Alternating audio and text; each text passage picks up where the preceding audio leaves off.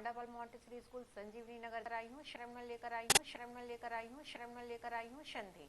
मेरी वीडियो को देखने के बाद लाइक करें, चैनल को सब्सक्राइब करें और बेल आइकन बटन को दबाना ना भूलें। तो आइए हम स्टार्ट करते हैं। संधि। संधि का सामान्य अर्थ है मेल। व्याकरण में दो विभिन्न अर्थों वाले वर्णों के मेल से जो विकार या परिवर्तन उत्पन्न होता है उसे संधि कहते हैं। यह एक तीसरा शब्द होता है। संधि में सबसे पहले शब्द के अंतिम वर्ण और दूसरे शब्द के प्रारंभिक वर्ण के बीच में मेल होता है। उसी मेल से वर्णों में परिवर्तन उत्पन्न होता है। आइए हम इसे उदाहरण द्वारा समझते हैं। पुस्तकालय और गणेश। पुस्तक धन आलय पुस्तकालय, गण धन ईश गणेश। पुस्तकालय शब्द में पुस्तक शब्द के अंतिम वर्ण का धन आ तथा आलय शब्द के आरंभिक वर्ण आ का मेल होकर आ बना है और इस प्रकार पुस्तकालय शब्द की रचना हुई। संधि के भेद। संधि के तीन भेद होते हैं, स्वर संधि, व्यंजन संधि और विसर्ग संधि। आइए हम इन सबको विस्तार में समझते हैं। पहला है स्वर संधि। दो स्वरों के मेल से उत्पन्न विकार या परिवर्तन को स्वर संधि कहते हैं। जैसे दीप धन आवली दीपावली, विद्या धन आलय विद्यालय।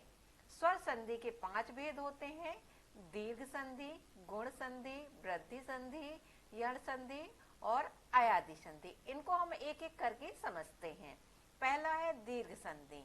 समान जाति के ह्रस्व या दीर्घ स्वरों के निकट आने पर उनके मेल से उसी जाति का दीर्घ स्वर बन जाता है।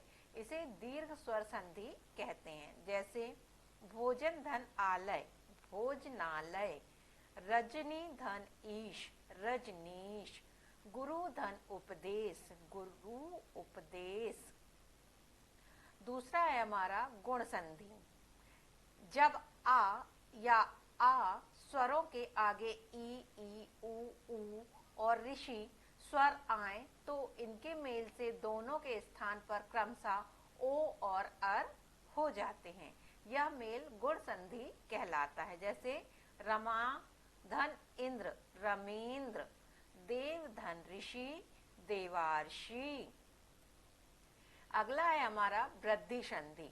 जब आ या आ के बाद ए या ए हो तो दोनों के स्थान पर ए हो जाता है। यदि ओ या औ हो तो दोनों के स्थान पर औ हो जाता है। यह मेल वृद्धि संधि कहलाता है। उदाहरण के लिए हम देखते हैं मत धन एक मतेक्य, यथा धन एव यथेव। अगला है हमारा यण संधि। जब हस्व या दीर्घ ई उ या ऋषि के पश्चात कोई स्वर हो तो उनके मेल से इनके स्थान पर क्रमशः वा और अर हो जाता है। यह परिवर्तन यण संधि कहलाता है। उदाहरण के लिए देखते हैं हम अति धन अधिक अत्यधिक, अभिधन उदय अभ्युदय। अगला है अयादि संधि। यदि ए ओ तथा औ के आगे कोई असमान स्वर आ जाए तो ए का आय और ओ का अब और तथा औ का आव हो जाता है। यह परिवर्तन अयादि संधि कहलाता है। दूसरा है हमारा व्यंजन संधि। किसी व्यंजन का स्वर अथवा व्यंजन से मेल होने पर जो विकार या परिवर्तन उत्पन्न होता है उसे व्यंजन संधि कहते हैं। ये 3 प्रकार की होती हैं। पहला व्यंजन का स्वर से मेल, जैसे वाक धन ईस वागीस। दूसरा है स्वर का व्यंजन से मेल, जैसे परिधन नाम परिणाम। तीसरा है व्यंजन का व्यंजन से मेल, उद्धन चारण उच्चारण। तीसरा है विसर्ग संधि। विसर्ग के बाद स्वर या व्यंजन आ जाने पर जो विकार उत्पन्न होता है उसे विसर्ग संधि कहते। के उदाहरण निधन जन निर्जन, दुख धन दू धन बल दुर्बल, नम धन ते नमस्ते। हमने सीखा दो समीपवर्ती ध्वनियों के मेल से उत्पन्न विकार को संधि कहते हैं। संधि के तीन भेद होते हैं, स्वर संधि, व्यंजन संधि, विसर्ग संधि। दो स्वरों के मेल से उत्पन्न विकार को स्वर संधि कहते हैं।